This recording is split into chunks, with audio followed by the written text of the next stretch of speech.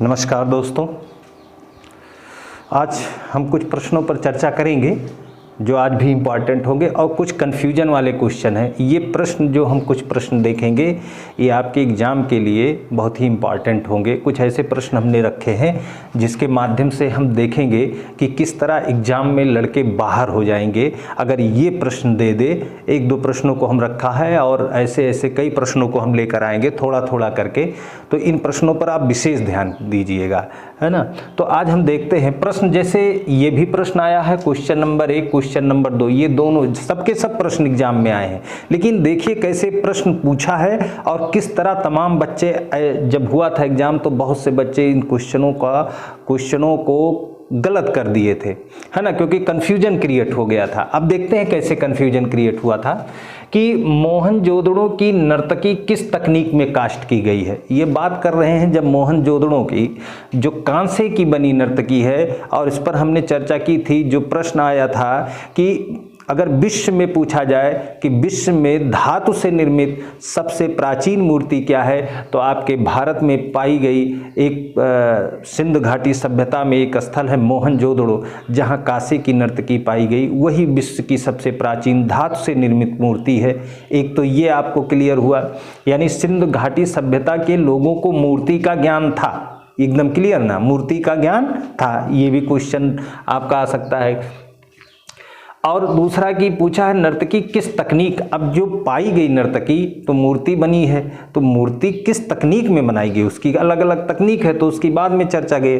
तो यहाँ पर देखिए, यहाँ पर तो जो ये पेपर में आया था तो fibre casting, cement, paper pulp और ढोकरा कास्टिंग, तो नो डाउट आप तुरंत करेंगे ढोकरा कास्टिंग। इसके बारे में हम पढ़ेंगे ढोकरा कास्टिंग, और इसी ढोकरा कास्टिंग को लास्ट वैक्स कास्टिंग भी कहा जाता है, लुप्त मोम विधि। तो अभी हम उस पर चर्चा करेंगे बाद के वीडियो में, लेकिन यहाँ एग्जाम में जो प्रश्न आए हैं कंफ्यूजन ना क्रिएट हो। अब देखिए दूसरा प्रश्न, यहाँ पर हम दोनों की तुलना करेंगे।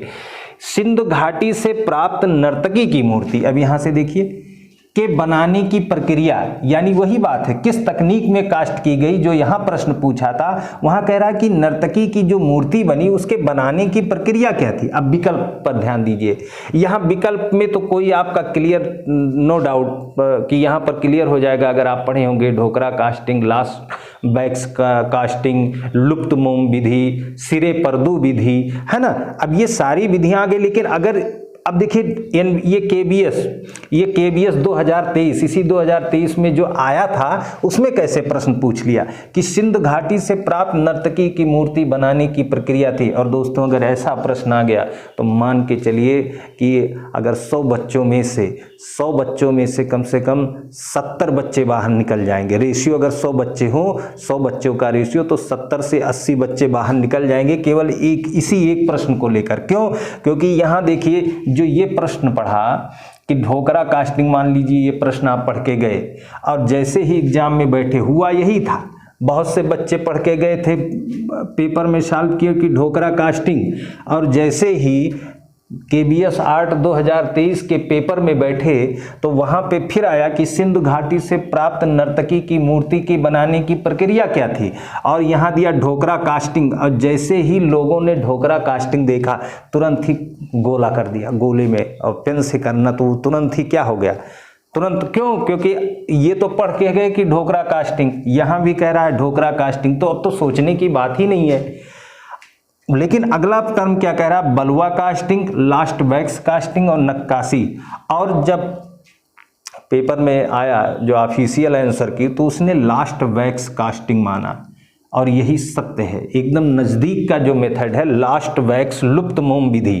तो इस पे हम बारी चर्चा करेंगे, लेकिन हम यहाँ पर ये बताना चाह रहे हैं या समझ जाएं हम लोग कि अगर दोनों दे दे, ढोकरा कास्टिंग और लास्ट वैक्स कास्टिंग दे दे, तो दोनों में से सबसे जो सटीक होगा हम लास्ट वैक्स कास्टिंग को ही चयन करेंगे, इसी विकल्प का चयन करेंगे, ना कि ये नहीं। क्योंकि पेपर में अब तक तो यही दिया ढोकरा कास्टिंग, एक दिया, केबीएस ने दोनों विकल्प रख दिया, और इन दोनों विकल्पों में इसको ना मान के इसको माना लास्ट वैक्स कास्टिंग। तो इसको क्यों माना? इस पर हम चर्चा करेंगे, लेकिन अभी अगले प्रश्नों पर और इसके नेक्स्ट वीडियो में हम चर्चा करेंगे। लेकिन तब तक ये दोनों प्रश्नों का अंतर आपने समझ लिया। अगर अकेला आ जाए ढोकरा कास्टिंग तो ढोकरा कास्टिंग करना है, अकेला आ जाए लास्ट वैक्स कास्टिंग तो लास्ट वैक्स करना है, यानी लुप्त मोम विधि करना है। और अगर दोनों विकल्प आ जाए ढोकरा कास्टिंग और लास्ट वैक्स कास्टिंग तो आप दोनों में से केवल लास्ट वैक्स कास्टिंग का ही चयन करेंगे विकल्प में। यही प्रश्न के कारण बहुत से बच्चे बाहर हो गए, है ना। अब आगे चलते हैं। बिंद की श्रृंखला के साथ, ये प्रश्न हम लोगों ने ये इस तरह का प्रश्न किया है, लेकिन देखिए प्रश्न की स्टाइल कैसे पूछी जा रही है, ये भी प्रश्न आ चुका है। बिंद की श्रृंखला के साथ छायांकन, छायांकन मतलब जो छाया प्रकाश, बिंदु की श्रृंखला, और शब्द क्या कह रहा है, अब ऐसा आएगा कि बिंदु श्रृंखला, सैयद हैदर रजा वाले पे लोग चले जाएंगे।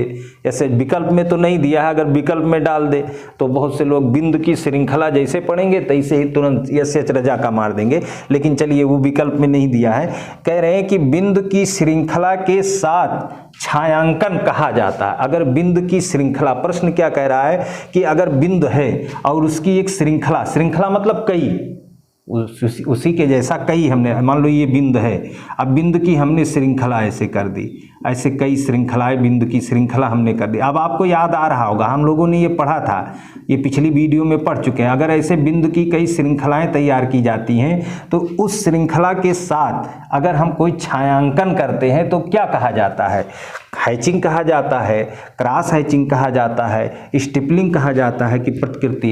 तो आपको याद आ गया होगा वो क्या कहा जाता है, स्टिपलिंग, स्टिपलिंग कहा जाता है। अगर बिंदु के साथ अगर कोई छायांकन किया जाता है और वो बिंदु कोई एक बिंदु नहीं है सैयद हैदर रजा वाला कि एक बिंदु किसी चित्र में बना दिए तो वो तो बिंदु हो गया ना। यह कह रहे हैं कि बिंदु की श्रृंखला के साथ, है ना। तो बिंदु की श्रृंखला यानी कई बिंदु होंगे, नहीं तभी तो छाया प्रकाश बनेगा। तो उसी के साथ छायांकन अगर करते हैं तो उसको क्या कहा जाता है, तो उसको स्टेपलिंग कहा जाता है। उसको क्या कहा जाता है, स्टेपलिंग कहा जाता है। ये सब बहुत मोस्ट इंपॉर्टेंट है। ये ऐसे प्रश्न हैं जो परीक्षा में आपको यही प्रश्न देके आपको परीक्षा से बाहर निकालने की कोशिश की जाएगी, क्योंकि यही वो प्रश्न होते हैं जिनके माध्यम से हम परीक्षार्थी का बहुत ही मतलब कैसा वो अध्ययन किया है, इसी प्रश्नों के माध्यम को देखकर हम उसके क्वालिटी का पता लगा लेते हैं। क्वालिटी का तो पता लगाना है ना, 100 प्रश्न सब किए, 100 प्रश्न सब किए, उसके बाद 20 प्रश्नों की श्रृंखला ऐसे चालू करेगा जिसमें जिसने गहन अध्ययन किया होगा उसको कवर कर पाएगा। तो ऐसे में अभी हमने, आप देखेंगे एक चीज और कि हैचिंग भी आपने पढ़ चुका। पास रेखाएं अगर खींची जाएं, पास रेखाएं खींचकर अगर छाया प्रकाश का प्रभाव उत्पन्न किया जाता है तो वो हैचिंग कहा जाता है। क्रॉस हैचिंग से भी छाया प्रकाश का प्रभाव उत्पन्न किया जाता है। और याद करिए मास्टर ऑफ क्रॉस हैचिंग किसे कहा गया था, पिछली वीडियो में हम लोगों ने पढ़ा है। तो मास्टर ऑफ क्रॉस हैचिंग किसे कहा गया था, अशोक भौमिक को कहा गया था। और क्रॉस हैचिंग जैसे पास रेखाएं खींचकर छाया प्रकाश का प्रभाव उत्पन्न किया जाता है, ऐसे ही परस्पर पास रेखाएं खींचें और एक दूसरे को काटें यानी क्रॉस करें, क्रॉस माने गुणा यानी काटें एक दूसरे को, तो क्रॉस करती हैं और इन्हीं के माध्यम से भी छाया प्रकाश का प्रभाव उत्पन्न किया जाता है। तो वो क्या कहलाता है, क्रॉस हैचिंग। बिंदु की एक श्रृंखला जब पास बिंदुओं को रखकर छाया प्रकाश का प्रभाव उत्पन्न किया जाता है तो उसे हम कहते हैं स्टिपलिंग। क्या कहते हैं उसे, स्टिपलिंग कहते हैं।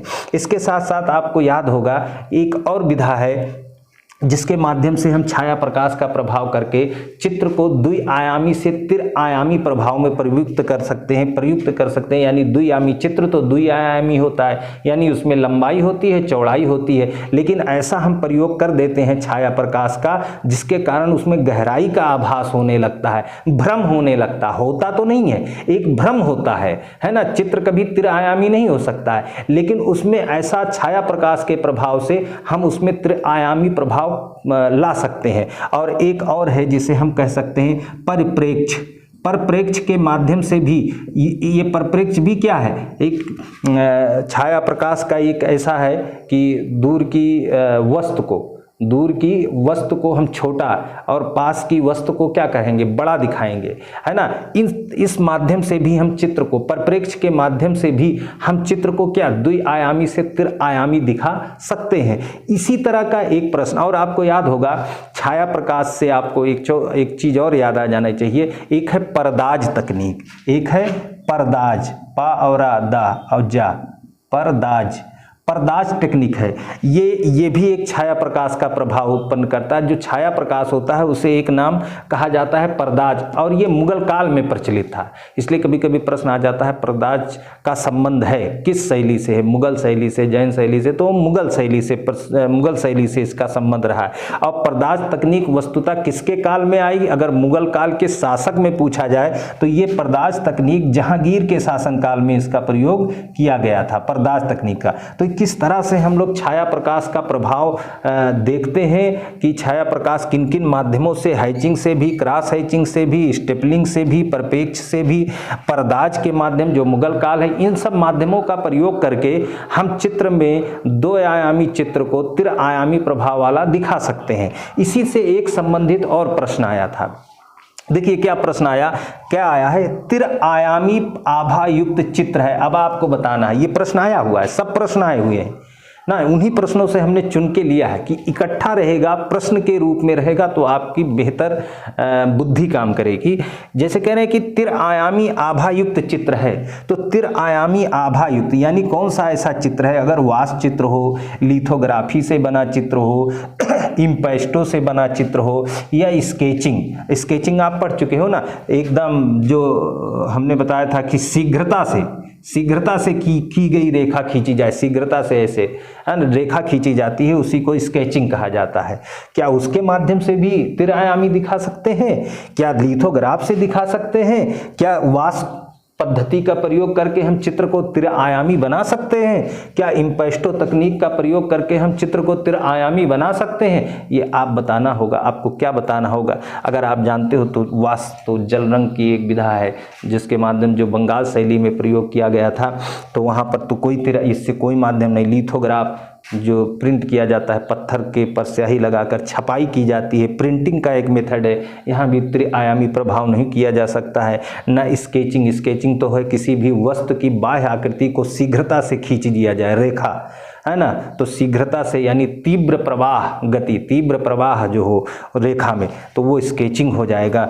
बट एक इम्पेस्टो होता है जिसका आविष्कार जॉन ब्रेट बाय ने, ये भी इम्पॉर्टेंट है, इसका आविष्कार किसने किया था, जॉन ब्रेट बाय ने किया था। और इसके माध्यम से, इम्पेस्टो के माध्यम से हम चित्र में त्रिआयामी प्रभाव ला सकते हैं। तो किस तरह के, अब इतना आप जाने रहेंगे वो पक्का है ये क्वेश्चन आएगा कि द्विआयामी से त्रिआयामी, या हैचिंग, क्रॉस हैचिंग, बिंदुवर्तना, जो ये बिंदुवर्तना कहा जाता है ना, बिंदुवर्तना है, स्केच है, परदाज है, परिप्रेक्ष्य है, इन सब माध्यमों को अगर आप जाने रहेंगे तो कहाँ से प्रश्न पूछेगा, हो जाएगा प्रश्न। तो इम्पेस्टो जिसका आविष्कार जॉन ब्रेट बाय ने किया था, ये वस्तुतः है क्या, किसी भी चित्र को आप घर में आप देखिए, जो पहले चलता था कोलगेट का मंजन होता ना, ट्यूब, ऐसे आप कागज पे दबा के उस ट्यूब को, कोलगेट मंजन के ट्यूब को आप निकाल लीजिए। अब उसको ब्रश से तो आप हिला नहीं पाएंगे क्योंकि बहुत गाढ़ा होता है एकदम बिल्कुल।